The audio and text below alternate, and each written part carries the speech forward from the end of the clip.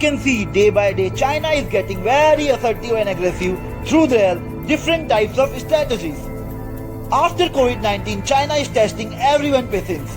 Apart from the other tools, China अपने psychological warfare का भी यूज काफी चतुराई से कर रहा है, जिसमें वो झूठे प्रोपेगेंडा के थ्रू दूसरी कंट्रीज और वहाँ के लोगों का थॉट प्रोसेस मैनिपुलेट करने की कोशिश करता है. एंड रिसेंटली जैसा कि फिर सुनने में आया है कि चाइना की इनर मंगोलिया से बिबोनिक प्लेग की कुछ खबर सामने आई है. So in this video briefly I will tell you about the history of bubonic plague, how is it related to corona virus, और क्या हमें सच में इससे घबराने की जरूरत है या नहीं.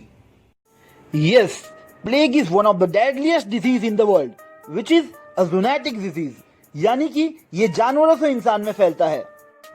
And it is caused by bacteria Yersinia pestis, जो कि ज्यादातर रोडेंट और मॉर्मोट जैसे एनिमल से इंसानों में स्प्रेड होता है.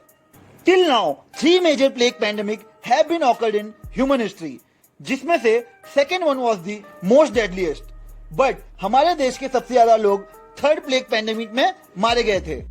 अगर इस बीमारी के लक्षण की बात की जाए तो ये लिम्फ नोड में सूजन पैदा कर देता है और थोड़े दिनों में दर्दनाक गांठें पड़ने लगती हैं. Some of the other symptoms are headache, fever, fatigue, cough, and so on. And if we will compare this with ongoing COVID-19, तो हाँ, ये कोरोना वायरस से भी ज्यादा खतरनाक है. तो आइए चलिए देखते हैं कि दोनों में क्या सिमिलरिटीज और डिफरेंसेस हैं. According to some sources, even plague was originated in China, and दोनों बीमारी के फैलने का कारण जानवर ही है. क्योंकि जैसा कि प्लेग के फैलने का कारण चूहा था, तो दूसरी जगह कोरोना वायरस के फैलने का कारण चमगादड़, सांप या फिर पेंगुलिन हो सकता है. Isolation and social distancing norms are some of the common preventive strategies in both the disease. Both are also similar with respect to their large economic impact. हालांकि कोविड-19 का इंपैक्ट ज्यादा हो सकता है इकोनॉमी पे, because today we are living in more connected globalised world. और अगर बात डिफरेंसेस की जाए, then as I told you earlier, plague is a bacterial disease. On the other side, COVID-19 happened due to a virus.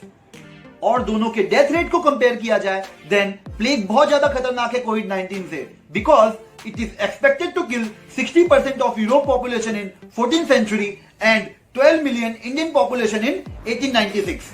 And on the other side, till now, coronavirus killed around 0.006% of the population. और अगर दोनों के basic reproductive number को compare किया जाए, यानी कि कितना चांसेस है एक इन्फेक्टेड आदमी से दूसरे लोगों को फैलने का, तो इसमें भी प्लेग काफी आगे है. Because basic reproductive number of Covid is around 1 to 3 and plague का यही नंबर 5 to 7 के बीच में है. तो इस बीच ये प्लेग की खबर ज्यादा खतरनाक लगती है क्योंकि ये चाइना से है और दूसरी तरफ लोग कोरोना वायरस से ऑलरेडी परेशान हैं. तो क्या हमें सच में इससे इतना ज्यादा घबराने की जरूरत है? The answer is no, because plague से इतने लोगों की जान इसलिए गई थी क्योंकि ये बात 19th और 14th सेंचुरी की है. अब हमें ज्यादा पैनिक होने की जरूरत इसलिए नहीं है क्योंकि मॉडर्न एंटीबायोटिक्स के थ्रू इसको ठीक किया जा सकता है. And this is not the first time जो रिसेंट टाइम्स में प्लेग की खबर सामने आई हो. अकॉर्डिंग टू WHO, 1 से 2000 प्लेग केसेस हर साल सामने आते हैं. फिर जैसा कि हमें पता है कि इस बीमारी का इलाज मुमकिन है, इसलिए हमें ज्यादा घबराने की जरूरत नहीं है. बट इंसान को हर एक वो जानवरों को खाने की जरूरत नहीं है जो चलता फिरता हो. हमें अपने बिहेवियर को चेंज करना होगा, और जब हमें पता है कि किसी जानवरों को खाने से कोई बीमारी हो रही है, then please ignore them. And on legal point of view, I request every country on every continent that please make some strict law on wild life consumption. और मेरी अपने लोगों से यही विनती है कि इस बीच आने वाली सारी खबरों से पैनिक होने की जरूरत नहीं है, स्पेशली जिसमें चाइना इन्वॉल्व हो.